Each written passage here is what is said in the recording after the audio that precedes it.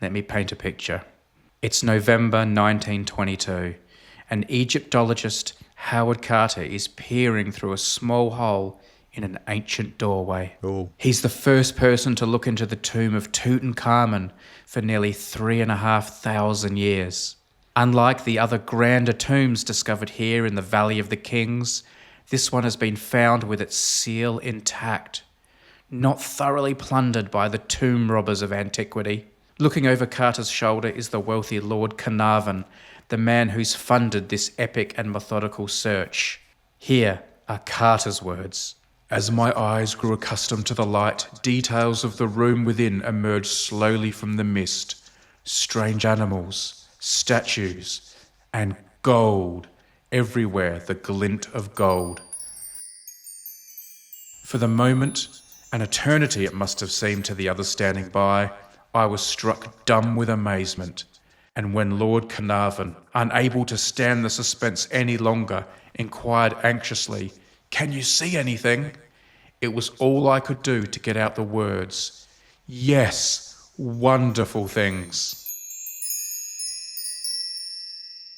Over the following months and years that followed, the small chambers crammed with treasures, and of course the mummy of Tutankhamun himself, were painstakingly removed.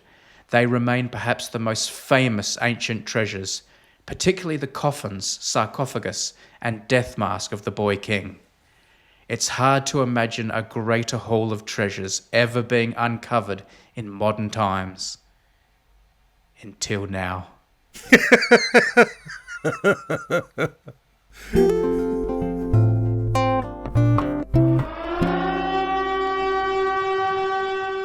Tim, we don't do emergency podcasts lightly. No, we don't. Certainly not. Only in the gravest of situations, or the most joyful of situations. Yeah, and things that are making international news. Massive news. Well, before they make massive news, we like to give the scoop, the inside, the skinny, to our stakeholders, our listeners first. This is, are we building it up enough? I don't know. I think so. I think it's about the right level. So what's happened, Tim? Talk me through it. Well, a little bit too casually, the other night I received a text message from my mum. Now, first of all, I've got to set the scene here. As regular listeners know, we have engaged in we have a weekly regular segment called Spoon of the Week. And what we've been doing there is delving through the magnificent archives of the Mr. and Mrs Hein souvenir spoon collection. Yep. It's been a glorious journey. We've produced many wonderful photos, many wonderful memories. People have contributed to the collection as well. And of course, we've got the very famous cards, of which there are more to come very, very soon, which are highly, highly collectible across the internet. I always thought we had the load, right? We've been working our way through the Tupperware container. And there's still a lot to go. There's some beautiful treasures, wonderful things, beautiful things still there. But I thought that was it. I thought I was familiar with all of them, being the spoon archivist that I am. Yeah. Then suddenly, last night, randomly, out of the blue, I get a text message from my mum, casual as you like, dropping a bomb. Yeah. The bomb is this. Hi, Tim. Here is a photo of the Dutch spoons. I will clean them before I give them to you. I also have a rack for them. Love, Mum. That's it. I'm like, the Dutch spoons. Dutch spoons? What the heck are the Dutch spoons? What Dutch spoons? And then, just as I'm wondering, a photo arrives of a upside down photo of a collection of spoons from my mum, and I've never seen any of them before. I've never seen them before. Everywhere the glint of gold. Well, in this case, silver. In fact, sterling silver. I couldn't believe it. I said, what are these? And she goes, these are the Dutch spoons. Mum, it seems, over the years we've been exploring this and she's been listening to the podcast, has never ever mentioned that she has a separate exclusive little collection of Dutch spoons that wasn't kept with the main collection. Because, of course, a great, I won't say weakness or deficiency because that would be unfair, but certainly a feature of your father's spoon collection that we've covered over many years now, is they are very much based on his travels along the eastern states of Australia. They have always been quite limited in that way. They were never very international. Your father, of course, for those who don't know, was a Dutchman.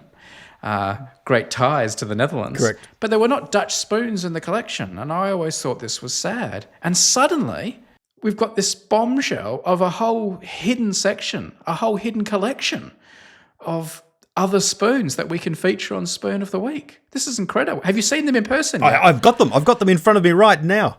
It's amazing. Yes, I've brought them. I've picked up Mum for the church prayer meeting, and she's brought the spoons with her. Magnificent. Give us a little tingle. Give us a little Foley work. Can you hear them? There they are. Wow.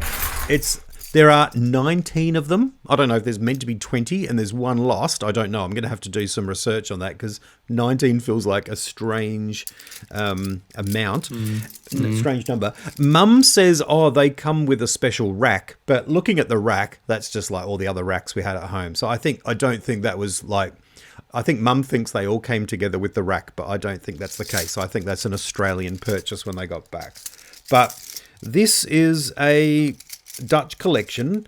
They are clearly a set. No, they don't. They don't all look the same. Like they've all got different stems. And were they collected on this famous holiday your family took to the Netherlands, or do we know? Or? Yeah, no. I've been pumping her for information over the last 24 hours, and she's been forever moving on to other topics, like going, yeah, we got them when we were in Holland. Listen, I've got this thing in my shower. And me going, whoa. Back to the spoons, Mum. Back to the spoons. Stick to the spoons, man. Okay. And, it turns out, so we went on our trip to Holland when I was 3 and 4, somewhere around there. And turns out these were a gift from my Auntie Anne, with whom we stayed in Enschede. And it's her daughter, Hanneke, that I saw when I was over there a year ago. And it looked... I think you're going a bit Mrs Hein on me here with your extraneous details, but all right. All right. let me record that again, sorry. These were a gift from my Auntie Anne, with whom we stayed when we were over there for like 6 months, on this trip when I was like, 4 years of age. And I said to Mum... All in one load then? Like not he hasn't collected these from different places. He's been given the whole set as a gift from a relative. That's right. They were given as a set. Mum remembers them being given as a set, which is why I think she thinks the rack. But they weren't purchased as a set. No, I believe they were. I said to Mum, have you still got the box they came in? Because she sort of talked about them all coming in one box, like as a collection. Yes, but surely Auntie Anne, or whoever it was, had collected them individually and then just handed them over to your dad as a set. No. I believe it was like a set that you buy, like a whole set of spoons. Like here is a set of, the best, Dutch spoons all together, something like that. Certainly, now, maybe wrong. This all has to be verified with like a time machine or something, but this is Mum's best recollection. I wonder if it's been peppered with a couple of others, like maybe it was a set of 15 and there's a couple of different ones. There's a couple that are Delft blue, and I wonder if they've been grabbed as well. Although... yeah, even though they're different, they don't seem like... Because they don't all quite match. No, they don't seem like normal souvenir spoons. They're quite... or maybe they're just antiquated, old. Some are enamelled, some have got the Delft blue, like you said. Some have got little sculptures of things like windmills at the top. They don't... Some of them look like a set to me. Some of them look different. Yeah. The question I have, Tim, is you always have told us how you remembered the spoons hanging in your house when your dad was still alive and you were a young boy, a young man even. And, you would look at them admiringly. And then, of course, one day you inherited them. Do you not remember the Dutch spoons hanging on the wall? Was it only the Australian spoons hanging on the wall, or what's going on? Well, the hallway of our house just had spoons all the way down them. I didn't pay any attention to what they were. I mean, a few of them that were... the ones that were near the phone, you end up staring at because that's where the phone is on the wall, right? And other ones, where you turn into the toilet, I guess you see those a little bit more. Others are just there. They're just there. I didn't go through Yeah. and go, well, hang on, let me do a bit of an audit of the nations that are represented in the spoon collection, because that's not what you do with your parents' knickknacks, is it? When you cleared out the house to help your mother move and you took possession of the mother load of spoons that we've all become so familiar with, how come you didn't get these Dutch spoons? How were they smuggled out? How did your mum end up with them and you not know? Well, Mum she says that she took them to her unit. When we packed up the big house, I found the other spoons in the shed in a big container. And that's what I thought was all the spoons. Mum says that this Dutch collection was the one bit of it that she wanted to continue to display. And she says she displayed them in her unit. This is all pre-Unmade podcast, so I wasn't looking for the spoons or aware of them. No. Or she says I didn't notice them, that they were there, and I have no memory of that whatsoever. So Okay. I don't know if they were in an inconspicuous place or whether she had them in the safe or under her bed or somewhere. I don't know. Has your mum got a safe? No, but I'm just saying that's where I'd keep them. That's where I will keep them. Amazing find. This does remind me of the story of the Valley of the Kings. You know, they thought all the tombs had been found. They thought there were no more tombs to find. And not only did they find another tomb right at the end, but it was the tomb of tombs with all the magic stuff inside. Unlike all the other tombs in the Valley of the Kings that had been looted thousands of years ago and there was nothing cool left. You know, and they finally found Tutankhamun and it had the mother lode in it. This is what's happened to you. You thought you had all the spoons. Not only did you not, but these are like the golden spoons. These are the magic spoons. These are the Dutch spoons. Yeah, of course, my father was a lot older than Tutankhamun, but I do take your point there. I wonder what sort of comparison would it be? Like it would be like if we had The Hobbit and then suddenly we discovered these manuscripts and it turned out to be The Lord of the Rings, or would it is you know what I mean? Like this other, you know. These are like the Dead Sea Scrolls of spoons. That's right. It's like finding Ghost Set of Watchmen, the unpublished novel from Harper Lee, you know, or exactly, yeah. Or when they found the Titanic, it reminds me of as well. All these things spring to mind. Well, certainly it's when they found half the Titan. It's when they found half the Titanic, and then they went, oh wow, there's another half down here too. Yeah. Did your dad ever meet Tutankhamun? Did he ever tell stories? No, he didn't. But I tell you what else I got tonight that's from a similar era is. It's with one of the distraction other things that Mum wanted to talk about on the way here was, look, she said, I wonder if you can hold on to these special documents and put them in my safe. That's what she said. That's what got me thinking about safes. And I said, like, sure, whatever. And she handed me this rolled up scroll, like a posty thing. Ooh. And it says, birth, marriage, and naturalization papers, and then it's got Right. Dad's name on it and stuff. So I'm like, okay, here we go. This will be interesting. Dad's birth certificate and whatever, and naturalization papers. Well, it's nothing of the sort. Yeah. They are ancient parchments from 1954 and I think 1939. Yeah. They are registration of hairdressing qualifications from Dad. Nice. I've sent them to you if you want to have a look at them. Oh, I have seen them.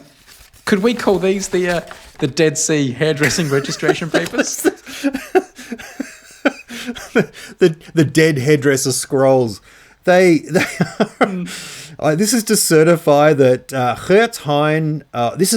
This is the one when he came to Adelaide. So this one's 1958. Has this day been registered by the Hairdressers Registration Board of South Australia as a hairdresser in respect of the following classes of hairdressing: men's shaving, men's hairdressing, water waving, and general knowledge. Oh, Right. That is a parchment right there. That is the Magna Carta right there. He wasn't allowed to do women's hair, obviously. He never did women's hair. No, he was, and No. no. Well, he didn't have the parchment for it. He didn't have the parchment. That's right. Is this something you would consider including on your objectivity videos, man? These parchments? I would. I mean, some of those other certificates are more impressive to me. Like, they look like more impressive documents. Like, I like the one that's got the photo of him on it. Yeah. This one says this is a diploma of Herrenkappersbedrijf, hairdressing. That's from 1949. Golly gosh. Wow. Yeah, and there's another one here that's really impressive. It's quite long, and it's got the classic sort of red, seal at the bottom. Yeah. The red nice. fake seal. Certificate of registration as a hairdresser. Mrs Hein, post office, Yalorn. That's when he's living in the post office in a small town called Yalorn. Has been blah, blah, blah, registration board of Victoria as a hairdresser. And this one is 1975. Nominated by Stephen Mays in respect of the salon situated at Shaw's Arcade in Moe. I love how you had to be nominated by someone. Yeah. And that seconded. Very, very similar to the Nobel Prize, isn't it? It is. This has been an historic day.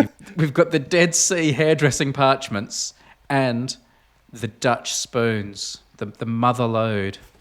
The Tutankhamun spoons. My golly, there was a lot of paperwork in becoming a hairdresser back in the 50s, 60s, and 70s in Australia. It was quite the affair. It was a bit like a lawyer moving state. He had to sit the bar exam all over again. That's harsh, isn't it? But what do? You don't sit a bar. Do you sit like a pole? One of those chairs, reclining chairs.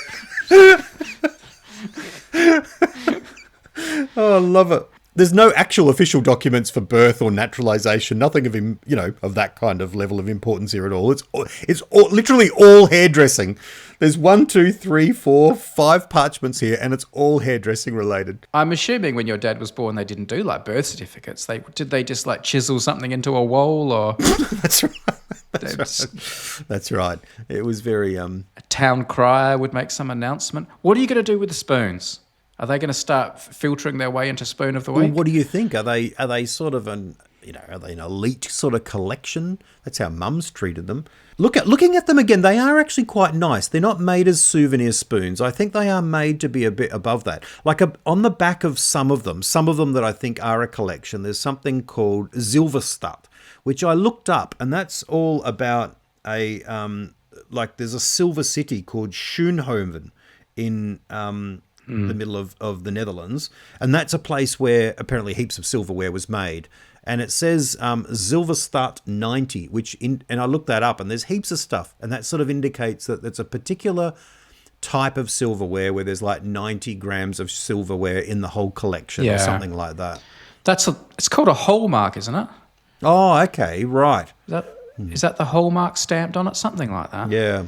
But I mean, they do obviously come from different sources, though, because I'm looking at one of them and it's got like a different stem to all the others, and that's got like Holland engraved on it. So that does feel very touristy. Yeah. So there's obviously, Yeah, I think that's right. And there is one with a bit of a coloured, actually, and that one doesn't have it on the back. So what I'll do when we get them photographed officially is I'll put the proper exclusive silver collection together. When they opened Tutankhamun's tomb and saw all the cool stuff, it actually took them about 10 years to do all the photographing, the methodical cataloguing of where everything was in the room and everything, and moving it all out. It was done like with the utmost of care. So everything was recorded properly, preserved properly, and looked after. Yep. Is that what happened with these spoons? And is that what you're going to do with these? Is each one going to be photographed individually, conserved, documented? Yes. What's the plan? Look, to be honest, Mum has given them to me in quite a nice little leather pouch from Typo. Oh. And so I'm going to put them back in there, and that seems to be a nice little home for them. I'll keep them in there in the major Tupperware, but I think we will get them photographed. I think that's what I mean. I don't want to hide them. You know what I mean? It's for the whole world to enjoy them. It's not for just. It is. It's It's a bit like with Indiana Jones. Just for me, if this was an Indiana Jones film and I was just wanting to keep them in my little collection, like Mum has selfishly done for the last 50 years, then Indiana Jones would be like, they belong in a museum. They belong to everyone. So that's what I'm going to do. I'm going to share them. I feel that way. I feel they belong to the community, to the stakeholders, to the civilians. The fine print, they're not technically going to be owned by the stakeholders. Like, they technically are owned by me. Right. Like, Okay, yeah, just don't get the ideas. Could this become one of these things where, you know how you have like the Elgin marbles and you have it with a lot of Egyptian objects as well and things like that, where the country of origin wants to claim them back and repatriate them? Are you worried that the Dutch authorities are going to find out about these spoons and find out they're in Australia and demand them back? yeah. It could become quite the scandal. Like the coronation stone being up in like Scotland somewhere and coming back down. You know, it was All sorts of things. Yeah. All sorts of things. The UK's museums are full of looted objects. Well, that is a risk. I'd probably ask the listeners in the Netherlands to maybe keep this between us. I don't know if we can, where their loyalties lie ultimately to their nation or to the Unmade podcast. But if they could, I'm not asking them to lie. I'm just saying, you know, you don't have to bring it up. Don't have to mention it. Don't have to call the government or anything like that. Can you think of anything that would be better or funnier for us than if the Dutch government tried to claim these spoons back? I think I would try and negotiate a compromise where, like, I agreed to tour them. They could be toured, you know, every few years, like around the country. Okay, yeah. Bring them over On loan. Yeah, on loan. Like they just toured around and people could look at them, maybe touch some of the lesser ones. They could have like a street parade where each spoon individually is on a different float or vehicle, and it goes down like a main road in Amsterdam, and the people can come out and see them one by one. They could end up on a street parade, particularly because on King's Day in Holland, in the Netherlands, they have this ritual where everyone basically has like a yard sale, a garage sale. So it's traditional for everyone to bring out the crap from their house and just put it along the edge of the street, and everyone goes along and takes and buys from each other. So, and that's also, there's flags and celebration and outside eating and all that kind of stuff. So it's kind of like a parade. So there's a good chance that if they may, or they end up getting their own parade in that kind of situation if we were to leave them with someone else. I think they should have a separate day though, like Spoon Day. Spoon Day. Where everyone celebrates spoons, and spoons such as these come out maybe just once a year. You know, like the Shroud of Turin, you know, they protect it most of the time, then occasionally they get it out. It could be like that with these spoons, that most of the time, like for security purposes and conservation purposes, they're kept hidden away. But once a year on Spoon Day, they bring them out for the people to see. People can like go past it like the crown jewels on little travelators. Have a look at them. Or it could be like the Welcome Stranger, you know, that big gold nugget that you can go where there's one, but it's not the real one. Like it's just a painted rock that the kids go up to and go, oh, there's the gold, and it turns out, of course, it's not the gold. That's like, you know, safely kept somewhere. Well, it was probably broken up, I imagine, the Welcome Stranger. It was so big. Yeah, you're right. Maybe our next priority should be having replicas of these made for display purposes, so the originals can be kept somewhere safe. Maybe we can create souvenir spoons of these spoons that people could buy. Yeah, when they've come to see them. You could own your own replicas. The best thing that could happen, though, and this is what made the Mona Lisa so famous and so valuable, is that those spoons get stolen and then recovered. Oh. And all the publicity around the theft is what would create the legend. Because the Mona Lisa was a famous painting, but it wasn't the big deal that it is now until it got stolen and disappeared for a while. And then when they recovered it, you know, it became this, everyone wanted to see it then. It became world famous. Oh. You need that to happen with these spoons. We can't guarantee the recovery, though. That's the thing. That's the danger with things being stolen. You're not sure that you're going to get them back. Unless you and I arrange it and it's not really stolen. Oh. And we just pretend they're stolen. Wow. And report it to the police and like the media and stuff. And there's lots of hype. And then we just put them in a locker at a train station or something, and then anonymously phone and tip off the police. and say, the spoons are in that locker, and the police will recover them and return them to you, and it'll be like, oh, magnificent. What a story. What a story. Who stole the spoons? How did they end up there? It'd be the stuff of legend. That's when I think the Dutch government would step in and say, look, they're not safe anywhere but with us. We want them back. I'm not entirely convinced this isn't what your mum has done, and she's deliberately held them back to increase their value. It's the sort of thing she'd do. That's right. After seeing the way we've been waving the other spoons around everywhere, they've become legendary. She's like, she didn't want to see them commercialised, turned into, cards and things like that. They're too precious. She's treated them like relics. What else is she sitting on? Are there more spoons? Well, that's true. I haven't had a good look through Mum's place since I hid the kids' Xbox for Christmas under her bed. I really need to get in there and have a look. That was your chance to find them. They were probably under the bed all the time. They probably were. I was worried about the Xbox. There was something far more valuable right next door. Yeah. Oh, wow. This really is quite something. Thanks for sharing this news with us. We obviously couldn't wait for a normal podcast to share it. We had to get it out ASAP. Yep. And with the spoons being photographed, I will hand them directly over to our trusty photographer, Don. Yep. Who will do something of a royal portrait of them. Lovely, beautiful photos, and we'll do them as a set. We'll have that released for everyone. At the very least, you'll be able to see photos of them with the press release, except in the Netherlands, where we'll be trying to keep it under wraps. Yeah, we'll be blocking. I'll make sure this episode's blocked in the Netherlands. Where's Tutankhamun's stuff now? I know that tours a little bit. Do you know where its default home is? No, the good stuff. I mean, they occasionally tour stuff like secondary stuff, like, a few jars and things. But the good stuff doesn't tour anymore. And most of that is in the Cairo Museum, like the death mask and things like that. His actual mummy, his corpse, I think when I saw it, it was actually in the tomb in the Valley of the Kings. So when you go to the Valley of the Kings, there are all these huge, grand tombs, but Tutankhamun's tomb is very, very small, which is why it remained hidden for so long and was forgotten.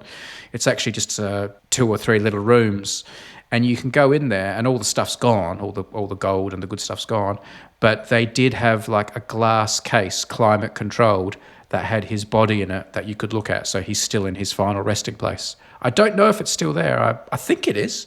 But yeah, everything's out, all the gold and the glitzy stuff's all out, mainly in the Cairo Museum. When I went to the Cairo Museum, it was the old Cairo Museum, and I was really surprised by how casual they were with it and stuff. But I think they've opened a new Cairo Museum now, which is like whiz-bang, super modern. So it's probably a bit of a different experience. But that's where the good stuff is, except the body, which I think is still in his actual tomb. Which probably makes a bit of sense. They feel that has a bit of integrity, you know what I mean? That he is in his resting place, even though they've taken all the gold and all the other rubbish. I think that's the thinking, yeah. Including, no doubt, his spoons. Well, I did check, and I couldn't find any evidence of any spoons being in the 5,000 or 7,000 objects that was taken out of the tomb. I did a search, and it appears that there are some things that are spoon-like that are to do with perfumes and cosmetics and stuff, but I don't think there were any true spoons found in Tutankhamun's tomb, as far as I know. Do you know what? We missed a chance. We've never done Tomb of the Week. Oh, that's true. That's true. Yeah. I wonder if there's any evidence of Mrs Hein visiting Tutankhamun around the time of his passing. What, like paintings on the wall and stuff? No, I'm just saying if there's no evidence of any spoons going into the collection, I wonder where they went. I just wonder who might have gotten there just a little bit before. I see what you're suggesting. Interestingly enough, as I love to say, Tutankhamun's tomb was robbed twice back in the day, back in the height of Egypt and stuff, and both times they saw what had happened and they patched it up and fixed it, got all the stuff they could back in there and resealed it. So there were 2 robberies of Tutankhamun's tomb, and it was then sealed and lost for thousands of years until Howard Carter found it. Yeah. So maybe those 2 initial robberies are the reason there are no spoons in there. And yeah, I mean, who's to say where your dad was 2,000-3,000 years ago? That's right. That's right. Yeah. I do love the idea that people would have broken in and just searched, walked past everything, just found the spoons and left with the spoons. Yeah. It's a bit like the start of the movie Heat, you know what I mean? Where they like rob that security car. They don't take the money. They just know the documents they're looking for and leave everything else because they didn't have time. They were on the clock. So they went straight for the spoons, got out. Don't be distracted by the mountains of gold. We just want the spoons. Yeah. Oh, well, the spoons are easy to carry, to conceal. I mean, you can't get a whole sarcophagus out. No. How are you going to carry a big golden coffin? No chance. No. Spoons, easy to conceal, easy to hide, as your mum has proven. So That's right. That's right.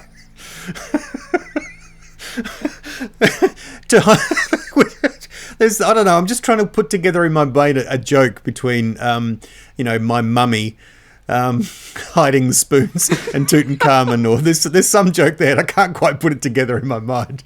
But under my mummy's bed. Yeah. All right. So, there we go. Watch this space. Was your mum apologetic in any way? Was she like, "Oh, I'm sorry it took me so long," or she was blaming me? Like, don't you know about my spoons? Of course you know about my Dutch collection, this special Dutch collection. And she kept saying, as mum does about anything, "Oh, it'd be worth a lot now. Oh, they're really expensive. Oh, they'll really be worth a lot now. They're antique." Because mum's one of those people where she goes through an op shop and finds, like a piece of wood. It looks like it's, older than 25 years and goes, "Oh, that's antique." That's why she married your dad. Yeah. Oh, nice. Thank you for sharing the news as soon as possible. No, that's all right. Pleasure to share it with the world. Yeah. And I was just joking, people in the Netherlands. Please do let people know, your neighbours, friends, family, people like that. It's going to make its way through to the authorities at some stage. But, I couldn't, share it with your families and the neighbourhood and community and celebrate together. Yeah. And I think, I don't want to speak for Tim, but I think we're open to the idea of some kind of repatriation, or at the very least a loan and special tour of the Netherlands. Yeah. I think that could work. Yeah, I could do that. Yeah. I wonder if they want the hairdressing diplomas back again as well.